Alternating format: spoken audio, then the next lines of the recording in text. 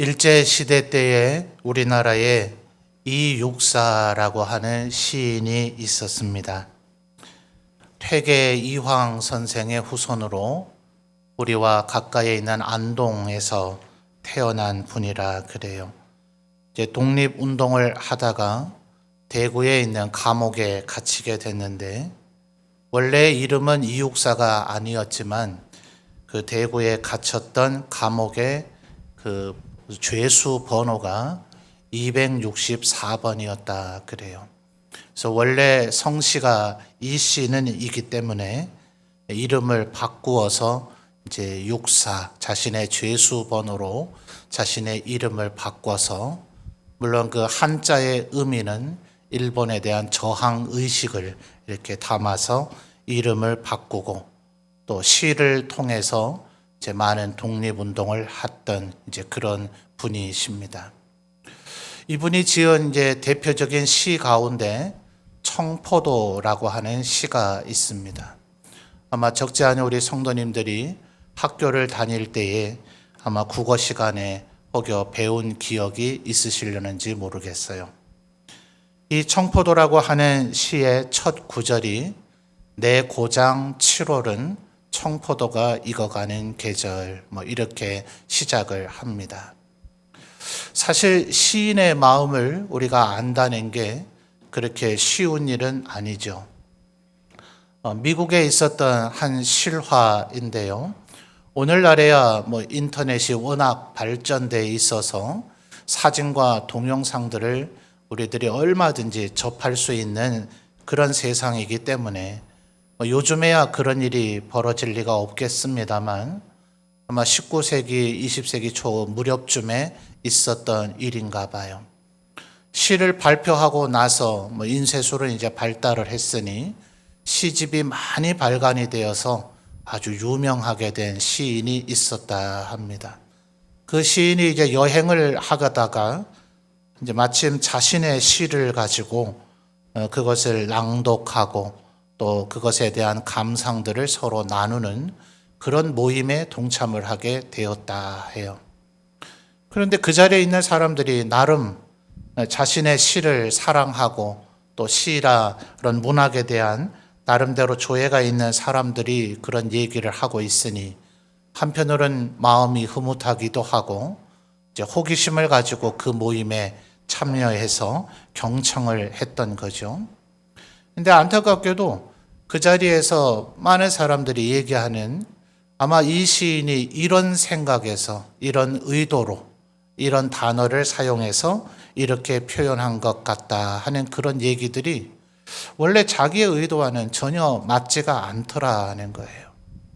자신의 의도는 그거하고는 조금 달랐기 때문에 이분이 듣다 못해서 제 생각에는 아마 이 시인이 이런 의도로 그런 어휘를 사용하고 아마 이런 의미로 그 시를 지은 것 같다라고 얘기를 했더니 그 자리에 있는 대다수의 사람들이 뭔 그런 말도 안 되는 무식한 소리를 하느냐 하면서 막 비웃고 핀잔을 줬다 하는 그런 실화가 있습니다. 그러니 과연 이 이육사 시인이 이 청포도라고 하는 시를 어떤 의미로 썼을까? 사실 시라고 하는 것은 그냥 마음으로 느껴야 되는 거지 우리가 국어 시간에는 어쩔 수 없이 시험을 쳐야 되니 그렇게 하는 것처럼 그 시를 분석하고 또 설명하고 이 시의 의미는 이런 것이다 라고 규정 짓는 것은 시에 대한 무례한 일이다 이렇게 주장하는 이들도 있기는 합니다. 그러나 이 이육사 시인이 지었던 이 청포도란 시 외에 수많은 시가 아마 일본인들 보기에도 조선인들에게 자꾸 독립의 의식을 고취한다 그렇게 여겨졌는지 끝내 이 이육사 시인은 일제에게 수없이 고문을 당하다가 우리나라가 해방되기 한 1년 더 전쯤에 1944년에 결국 감옥에서 목숨을 잃게 됩니다. 아마 일본이 그렇게 반응한 걸 보면 이 시 저자인 이육사가 이런 의도를 가지고 이런 시를 지었다라는 우리나라 문학계의 여러 사람들의 어떤 평가와 진단이 그렇게 틀리지는 않는 것 같아요.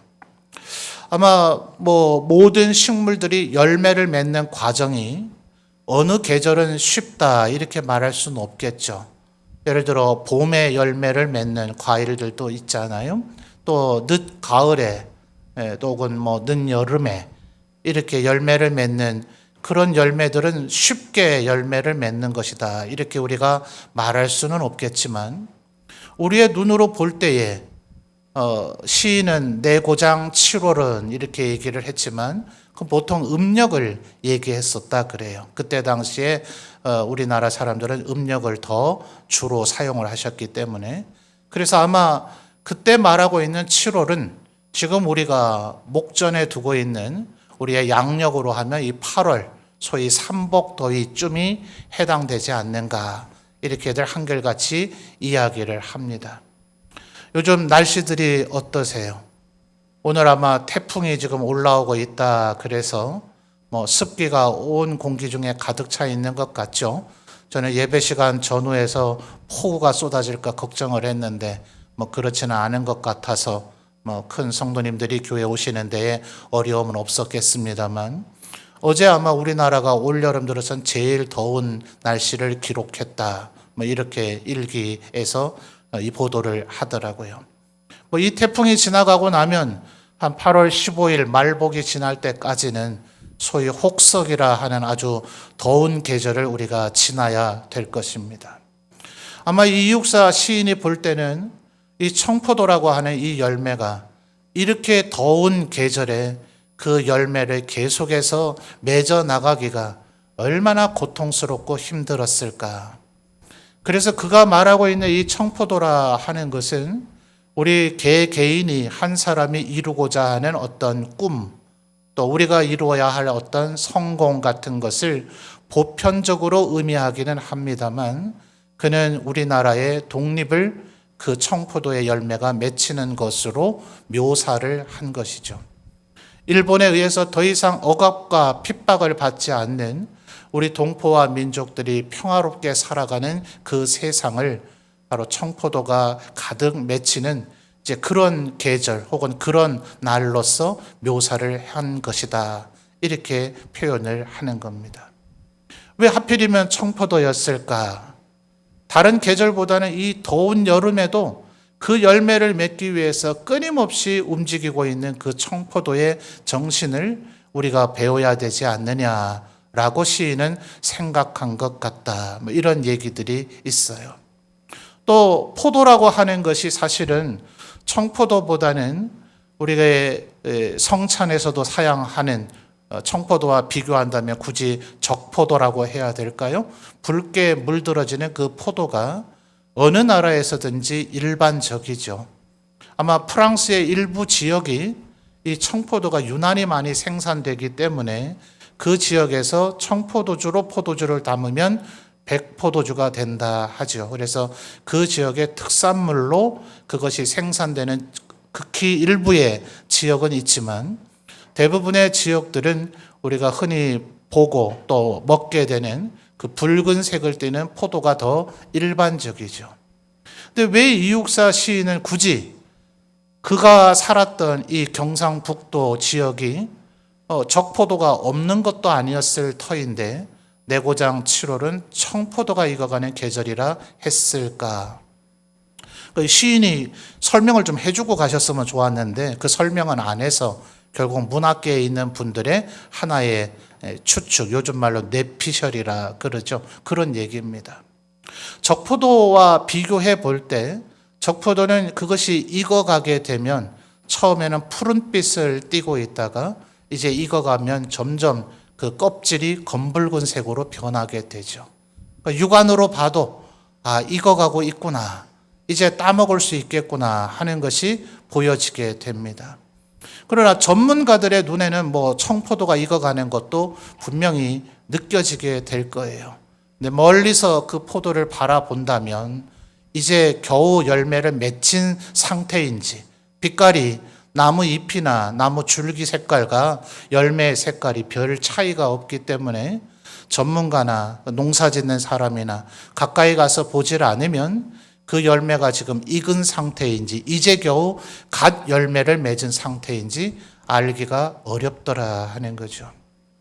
어쩌면 1919년에 독립운동을 주도했던 소위 3.1 만세운동의 그 독립선언서를 선포하는데 동참했던 33분 중에 적지 않은 분이 1945년 우리나라가 해방되기 전에 친일파로 변절을 하게 됐죠. 그래서 그들은 굉장히 많은 비난을 받았습니다. 광복 후에 왜 당신이 그토록 독립운동을 주도했던 당신이 그렇게 변절자가 됐느냐 하는 이런 질책어린 질문에 자기가 볼 때는 일본이 수백 년간 우리나라를 지배하게 될 것 같았다. 차라리 그냥 거기에 협력하는 것이 내 민족, 내 동포를 살리는 길이라 생각했다. 이 육사의 눈에는 어땠을까요?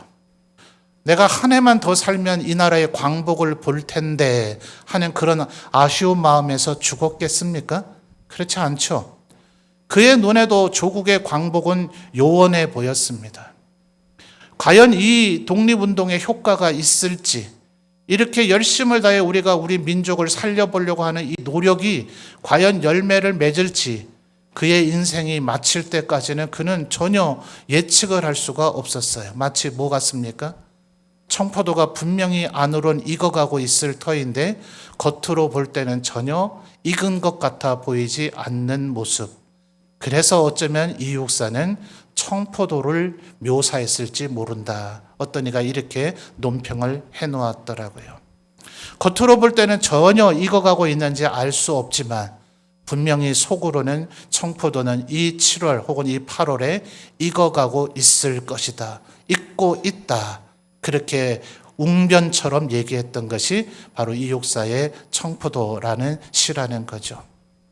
어쩌면 저는 오늘 우리가 읽은 이 본문의 말씀을 읽으면서 이 육사나 또 우리나라의 독립운동을 주도했던 많은 분들이 기독교 신앙을 가지고 하나님의 은혜 가운데 이 나라가 독립하기를 염원했었죠. 사실은 3.1 만세 운동도 기독교인들이 주도를 했습니다. 그래서 그 운동의 여파로 수많은 교회가 핍박을 당하고 어느 지역의 교회는 아예 교인들을 예배당 안에 가둬놓고 못질을 해서 나오지 못하게 해놓고 그 예배당 건물에 불질을 넣어서 모든 교인들을 죽게 만드는 그런 비참한 비극도 만세운동의 여파로 일어났잖아요. 그러니까 이 기독교인들로만 이 일을 하면 기독교인의 운동이 되기 때문에 타 종교의 지도자들도 동참을 시켜서 우리 민족 전체의 운동으로 만들자 했던 것이 3.1 만세 운동의 진행 과정이었다 그러죠. 그러니 아마 이 이육사 시인을 비롯한 수많은 우리 독립운동가들이 기독교 신앙과 성경에서 아마 영향을 받았으리라 저는 그렇게 추측을 해봅니다. 오늘 우리가 읽은 말씀의 본문이 바로 그와 같지 않습니까? 어쩌면 우리나라보다 훨씬 더 우리에게는 된장과 김치가 있다면 바로 이스라엘인들에게는 포도와 포도주가 그들의 식탁에서는 빼놓을 수가 없는 것이었죠. 그러니 예수님께서는 지금 이 포도나무를 가지고 우리의 신앙의 원리를 설명하고 있습니다. 너무나 우리가 잘 알고 있는 말씀이죠. 1절에서 내 아버지 성부 하나님이 누구시라고요? 농부라 예수님은 비유하시고 예수님은 그 포도나무 자체이며 우리는 예수님에게 꼭 붙어 있어야 될 가지와 같다. 그렇게 표현을 하고 계십니다. 2절 말씀은 바로 이 이스라엘 사회를 이해하면 충분히 이해가 될 표현인데 어느 나라든지 포도의 열매를 잘 따려고 하면 가지가 위로 너무 솟아버리면 열매를 따기가 사람이 어렵겠죠. 그래서 위로 솟구치는 가지를 가능한 휘어거나 꺾어서 아니면 위로 솟은 가지는 아예 잘라버려서 일정 높이 이상은 자라지 못하고 그 밑으로만 자라나도록 나무를 유도해 나가죠. 그래야 인간이 그 열매를 따기가 편하기 때문에 그렇습니다.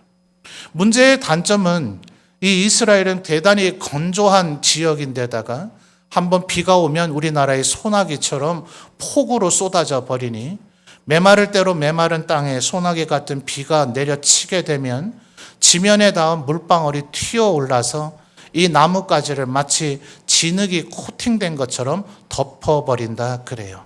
그렇게 되면 그걸 그대로 방치해 놓으면 늘어붙어서 말라버린 진흙 때문에 꽃이 피지를 못하거나, 또 꽃이 피었어도 수정이 안 되거나, 혹은 열매가 맺혀 있어도 그 열매가 크고 잘 자라나지 못하고 말라 비틀어지거나 썩어버리는 그런 일들이 벌어진다 하는 겁니다. 그러니 이스라엘에서 이 포도나무 농사를 지으려면 2절 하반절에 얘기하고 있는 것처럼 무릇 열매를 맺는 가지는 더 열매를 맺게 하기 위해서 그 나무 가지를 깨끗하게 하는 일이 필수적이다 하는 거예요. 그런데 3절의 말씀을 보면 바로 이 2절의 농사의 농법으로 비유한 이것이 실질적으로 무엇인가를 예수님께서 설명해 주고 계시죠. 자, 3절을 여러분이 다시 한번 읽어볼까요? 시작. 아멘. 자, 3절에 의하면 우리가 깨끗하게 되는 방법이 뭡니까? 바로 예수님께서 일러주신 말씀.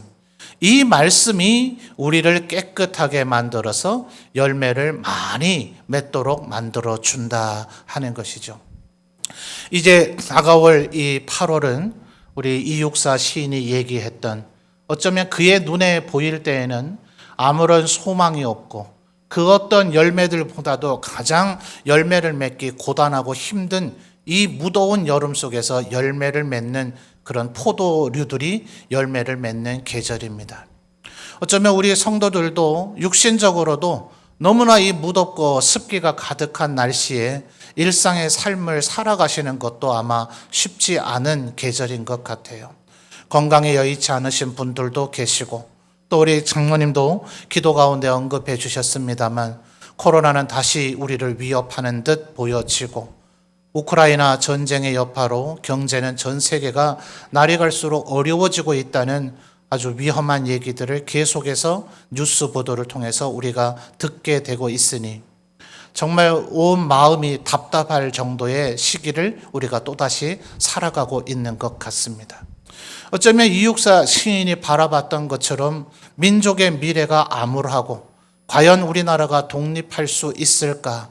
일제의 이 폭거가 과연 사라지는 날이 올 수 있을까 보여질 그때에도 그는 포도나무 열매를 맺는 이 청포도처럼 우리 민족의 모든 구성원들이 굴하지 아니하고 이 더운 여름에도 우리도 청포도 열매처럼 열매를 맺어야 되겠다라고 민족의 의식을 일깨웠던 것처럼 우리 주님께서도 지금 우리는 포도나무의 가지와 같으니 우리는 사실상 우리가 열매 맺는 노력을 할 필요가 없죠. 4절과 5절을 보면 우리가 해야 되는 것은 오직 주님께 붙어 있기만 하면 됩니다.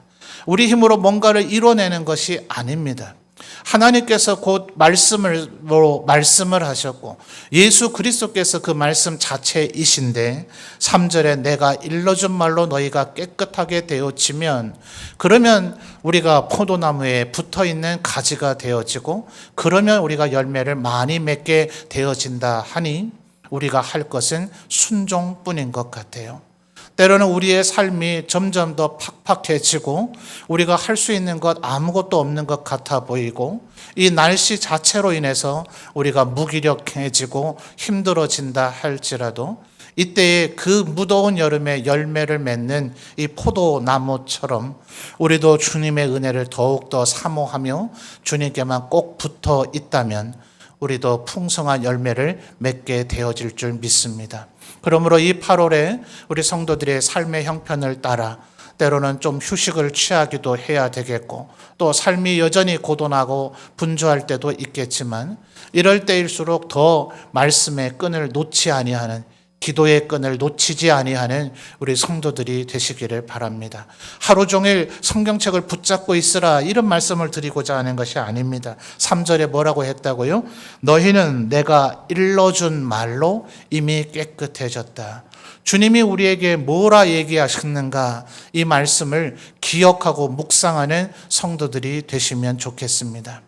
우리가 이 주님과 함께 붙어 있어서 또 4절에 내 안에 거하라 나도 너희 안에 거하리라. 우리가 주님과 함께 되어진다, 이걸 굳이 한자적으로 표현한다면 신인합일이다. 하나님과 우리가 하나가 되어진다 하는 그런 표현이잖아요. 만약 주님께서 이런 얘기를 우리에게 하지 않으시고 우리 인간이 이걸 꿈꾸고 소망했다면 정말 신성모독적인 생각일 거예요. 우리 같이 미약한 피조물된 인간이 또 본질상 진노의 자식이 되어져 버린 멸망의 길에 처해져 버린 우리가 어떻게 하나님과 하나가 될 수 있겠어요? 그러나 하나님께서 구약 성경에서부터 이미 말씀하시기를 내가 거룩하니 너희도 거룩하라. 주님 말씀하셨고, 그래서 바울 사도도 얘기하기를 우리 안에 그리스도의 마음을 품으라. 또 그리스도와 함께 죽으면 우리가 그리스도와 함께 부활하고 그리스도와 함께 왕노릇하게 되리라 하는 이런 모든 말씀들은 이것이 하나님의 우리를 향한 바람이기 때문에 그렇죠. 우리가 생각할 때는 도무지 감당하기 어려운 말씀이고 감히 인간이 이런 것을 꿈꿔도 되는가 싶을 그런 말씀이지만 이것이 바로 우리를 그분의 모양과 형상으로 만드신 하나님의 꿈이고 하나님의 비전이며 우리를 향하신 하나님의 소망이라면 우리들 또한 이것을 꿈꿔야 할 것입니다. 하나님 앞에 내가 하나님 안에 하나가 되어지면, 그래서 내가 너희 안에 있고 너희가 내 안에 있는 그것은 12절 이하를 보면 바로 그것은 내가 너희에게 준 계명인 서로 사랑하는 것이다 라고 이야기를 하고 있습니다. 하나님께서 우리를 끊임없이 깨끗하게 해주시고자 하는 그분의 그 말씀을 우리가 기억하고 그 말씀에 순종할 때 우리는 풍성한 열매를 맺는 자가 된다 하는 것이죠. 그러므로 우리의 말씀의 깊이가 아직 부족하다면 말씀을 더 읽고 묵상하는 우리 성도들 되셨으면 좋겠고요. 그 기록한 말씀, 기억된 말씀을 마음에 더욱더 묵상하고 새겨서 그 말씀에 순종하고 실천함으로 주님과 온전히 하나가 되어지는 우리 성도들이 되었으면 좋겠습니다. 아무리 더운 여름이라 할지라도 우리 앞에 고난이 펼쳐진다 할지라도 오히려 그 고난과 그 어려움이 우리가 지난 한두 주 더 살펴봤던 것처럼 물가에 심어진 나무처럼 혹은 시냇가에 심은 나무처럼 주님께만 우리가 붙어 있으면 우리는 청포도보다 더 아름다운 성령의 열매를 맺는 하나님의 백성이 되어질 줄 믿습니다. 다가오는 우리의 8월에도 여러분 굴하지 말고 하나님 앞에 언제나 주님과 함께함으로 주님의 은혜를 힘입어 더욱더 풍성한 열매를 가득 맺으시는 우리 점천체육회 모든 성도들이 되시기를 주님의 이름으로 축원합니다.